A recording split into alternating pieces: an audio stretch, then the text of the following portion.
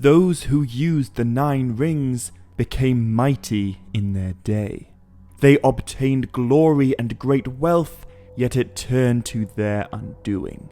They had unending life, yet life became unendurable. Alla Tulia Meldonia Ahara Mariese, my name's Rainbow Dave and welcome to another Tolkien Untangled lore video. So today I'll be talking about the 9, the Nazgûl, the Ulairi, the Ringwraiths, the Dark Lord's most terrible servants. And as well as exploring their history and their origins, I also want to take a look at answering the questions: what exactly are the Nazgûl? What are their powers? And what does it mean in Tolkien's works to become a wraith? So, I guess the best place to begin is at the beginning. Although I do feel like most of you guys already know where the Nazgûl came from. They were mortal men, living in the Second Age, who were gifted 9 rings of power by the Dark Lord Sauron. This is common knowledge. But if we scratch beneath the surface, it turns out there's a whole lot more to them than you might expect. Although, a great deal of it is heavily shrouded in mystery. You see, even the question, who are the 9 individual wraiths, is pretty impossible to answer. But Tolkien does give us enough details to speculate on. So, the most famous of all the Nazgûl, who I'm sure every single one of you has heard of, is the Lord of the Nazgûl, later known as the Witch King of Angmar. And the story of the Witch King is a really long and really interesting one. But I've kind of already done a whole video about his wars of Angmar and his wars with the Dunedain, which I'll put a link to below, so check that out after this one. But long before he was the Witch King of Angmar, the Lord of the Nazgûl was just some guy. And don't get me wrong, all the evidence suggests he was a powerful lord or a warrior or a sorcerer, but despite what the movies tell us, Tolkien never actually states that he was a king. In fact, a great deal of textual evidence suggests that he wasn't a king. And the reason I say that is because 3 of the Nazgûl, we don't know which 3, but 3 of them were great lords of Númenórean race. Now, the Númenóreans are of course the mightiest of all men ever to exist. They are the distant ancestors of Aragorn's people. And despite all the things they had going for them, some Númenóreans are among the most corrupt men in the entire Legendarium. So it stands to reason that if the Lord of the Nazgûl is the most powerful of the 9, I'd say with a fair degree of confidence that he was probably originally one of these Númenórean lords. And yet, we know he certainly wasn't a Númenórean king. All the Númenórean kings are accounted for. When the rings were first forged, Númenor was actually ruled by a queen called Telperiain. And when the Nazgûl first appeared, the king of Númenor was a guy called Ancalamon, who was certainly not a great guy, but he was also certainly not a ringwraith. And so my best guess is that the Lord of the Nazgûl, along with 2 others, were originally high-ranking lords of Númenor, which leaves 6 Nazgûl left. Now, 5 of them we know absolutely nothing about, but the last one, the one they call the Shadow of the East, is actually given a name. He is the only Nazgûl to get one, and his name is Khamûl, the Black Easterling. So, as his title suggests, Khamûl was once a chieftain of the lands of Rhûn, where the other Easterlings in Lord of the Rings come from. And we're explicitly told that he was second to the chief of the Nazgûl, and the second most ready to perceive the presence of the ring. So, Khamûl's a pretty creepy guy. Throughout much of the Third Age, he dwelt in Dol Guldur as Sauron's lieutenant, although during the hunt for the ring, Khamûl actually takes center stage. We are told in the Unfinished Tales that it was Khamûl who rode through the Shire searching for Frodo. It was he who interrogated Gaffer Gamgee and Farmer Maggot, and he's also the one who chased Frodo all the way to the Buckleberry Ferry.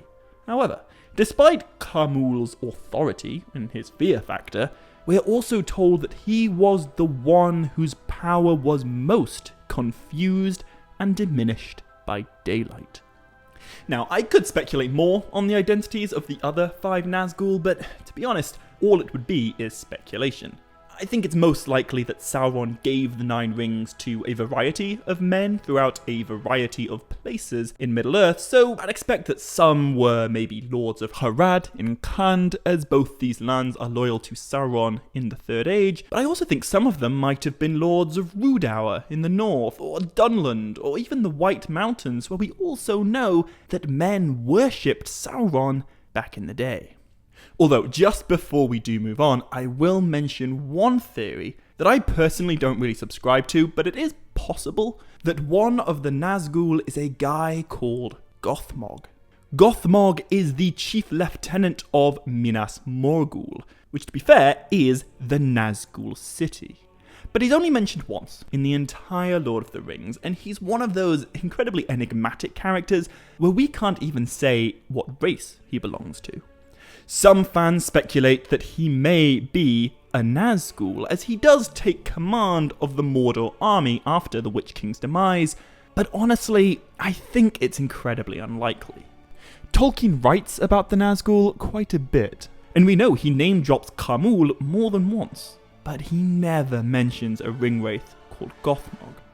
And to be honest, in my mind, the simplest explanation for Gothmog, or I guess the one that produces the fewest follow-up questions, is that he's either a high-ranking orc, which is what we see in the movies, although he does have a Sindarin name, an elvish name, which is why, in my opinion, Gothmog is a corrupted man, much like maybe the mouth of Sauron. But to be fair, no one knows what Tolkien intended, and so if you want him to be, it's not impossible that Gothmog could be a Nazgûl.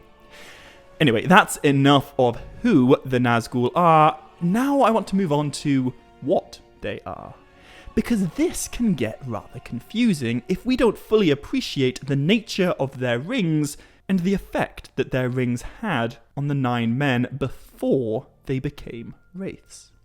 So, here's a fun fact that I didn't really realise until after quite a good few rereads of The Lord of the Rings. The Nazgûl do not wear their rings.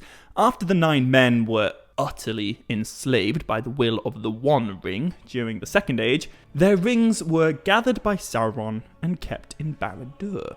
So that's why there's no ring left on Pelennor Fields when the Witch King's slain. And the reason this is significant is because it demonstrates the relationship between the wraiths and their rings. So in the Silmarillion, of all places, we're given a really interesting account of what happened to these 9 men of the Second Age when they first started using their rings of power, when they first began to fall under Sauron's dominion.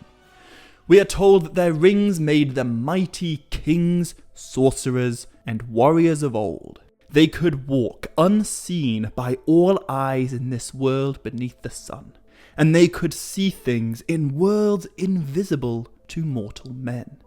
But too often they beheld only the phantoms and delusions of Sauron. And I find the latter half of that sentence really interesting, because I guess it's very easy to think of the 9 as just being evil men who allied themselves with Sauron because, I don't know, they wanted power or dominion or whatever. But I don't actually think that's the case. To an extent, I actually feel kind of bad for those 9 men. I mean, they were given the means to see worlds invisible to other mortals, and yet most of what they beheld were simply phantoms and delusions and deceptions. That's the key word when talking about Sauron. Deceptions. They were deceived by him. And they actually remind me just a little bit of Denethor in Return of the King. He too was a wise and powerful lord of men who, in the books at least, is far from a villain, yet through the visions of his Palantir, he is ultimately destroyed by the phantoms and delusions and deceptions of Sauron. Anyway, there's a little bit more to that Silmarillion description, which gives us even more of an insight into the nature of the Nazgûl. So Tolkien writes that one by one, according to their native strength and the good or evil of their wills, they fell under the thraldom of the ring that they bore and under the domination of the One. And they became forever invisible, save to him that wore the ruling ring. And they entered into the realm of shadows. Now, this realm of shadows is the crucial thing to be aware of, and yet it's such a blink and you miss it reference. In Book 2 of The Lord of the Rings, we're told that elves of Middle-earth who've also dwelt in the uttermost west, so that's Galadriel, Glorfindel, and most of the Noldor from the First Age, they live at once in both worlds. And against both the seen and the unseen, they have great power. And it's this unseen that we need to discuss in order to fully understand the Nazgûl. So, this world of the unseen is one of the most fascinating, but also frustratingly enigmatic elements of Tolkien's legendarium. Now, I don't really want to describe the unseen as like a parallel dimension, because that seems like a very sci-fi term to apply to Tolkien's mythology, but the truth is, that's kind of what we're dealing with here. Throughout loads of real-world mythologies, and specifically like Celtic, Saxon, and Norse mythologies that inspired the Legendarium in the first place, we see there is reality, and there is the other side. A kind of, parallel realm of magic. A realm that Tolkien has on occasion referred to as the world of fairy.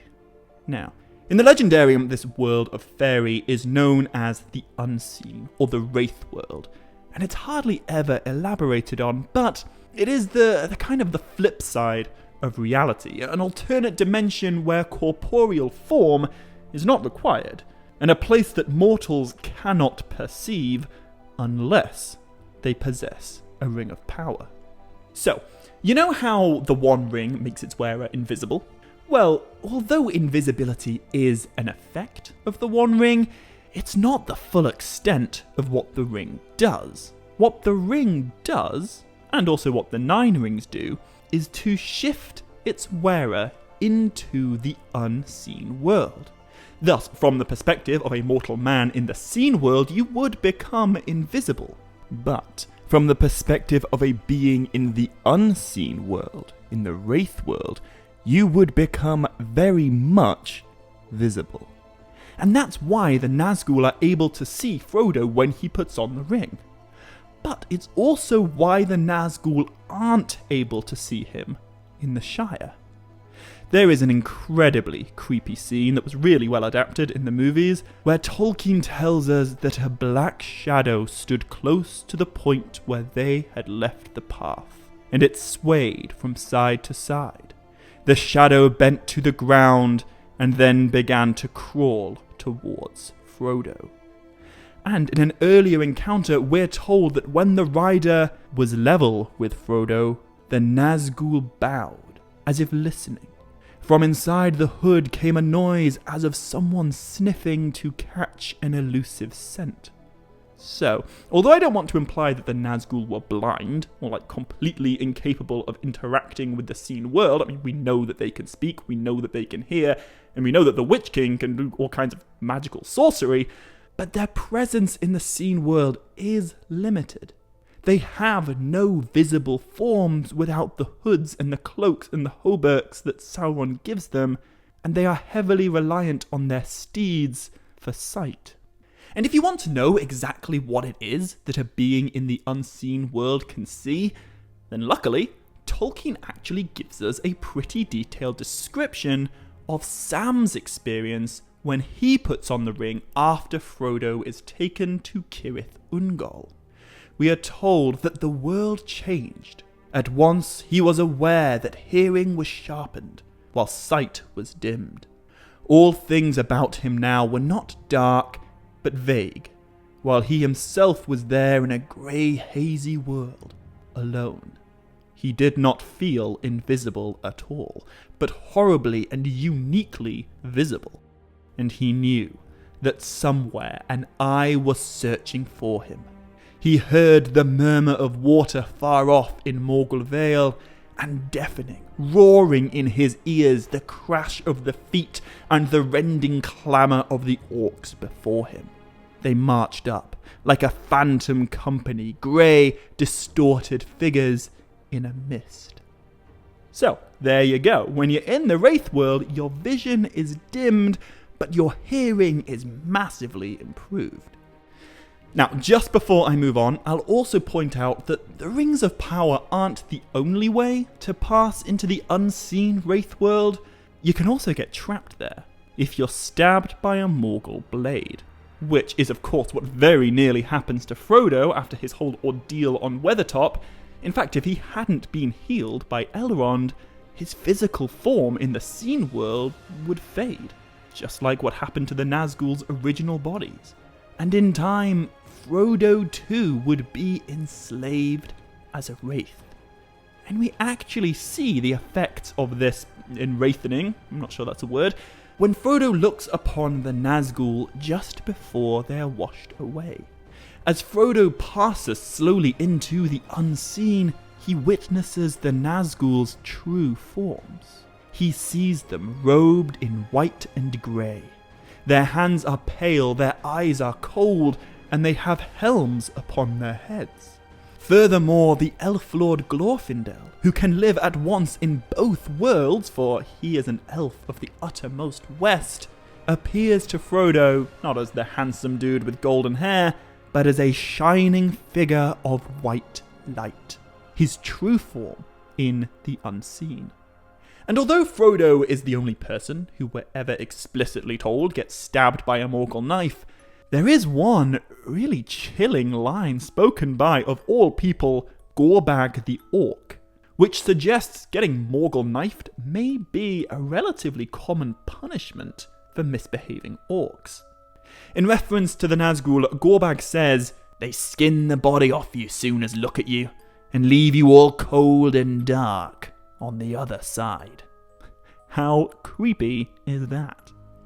But anyway, just before we finish, I will talk a little bit about the powers of the Nazgûl, because although in the movies they are shown to be pretty formidable warriors, that's not really what they're about in Tolkien's books. I mean, to be fair, they certainly do fight, and Tolkien tells us they wield long swords of steel and flame, poisonous darts, and black maces of great strength.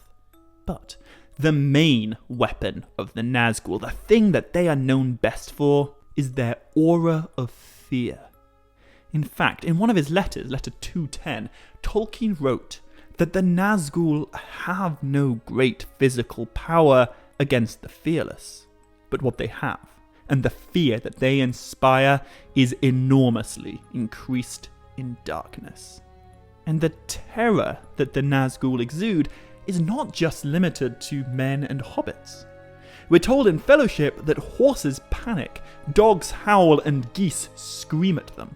In fact, the only reason their horses and their fell beasts are able to bear them is because they are born and bred to the service of the Dark Lord. Although, actually, in Two Towers we are also told by Éomer that some years ago, the Lord of the Black Land wished to purchase horses at great price, but we refused him, for he puts beasts to evil use. Then he sent plundering orcs, and they carry off what they can, choosing always the black horses. So, perhaps, according to Éomer, the Nazgûl's horses were actually originally born in Rohan, although later trained in Mordor. Anyway, the other great power of the Nazgûl is their poisonous black breath. Now, this black breath isn't greatly elaborated on, although Faramir, Éowyn, and Merry are all overpowered by it over the course of the story. In fact, Merry gets black breath twice, and it's very possible that the black breath is the main weapon used by the Nazgûl during the second fall of Minas Ithil. So, Minas Ithil was the city of Isildur back in the day, and it was the twin city of what is now called Minas Tirith. However, in the year 2000 of the Third Age, so still over 1,000 years before Lord of the Rings, but about 2,000 years after Isildur died, Minas Ithil is besieged for 2 years by the Nazgûl. And Tolkien doesn't mention any orcs being involved in this siege, which suggests, at least to me, that the 9 Nazgûl may have conquered the city all on their own. And in my mind, the only way 9 individuals can take down a city similar to Minas Tirith is by using their black breath to slowly poison every defender. Now, the fall of Minas Ithil, or technically the second fall of Minas Ithil, is a really, really important moment in the history of the Nazgûl. Not only do they find a Palantir there, the very same Palantir that Sauron uses throughout the Lord of the Rings to communicate with Saruman and also Denethor, but after conquering the city, the Nazgûl just kind of stay there.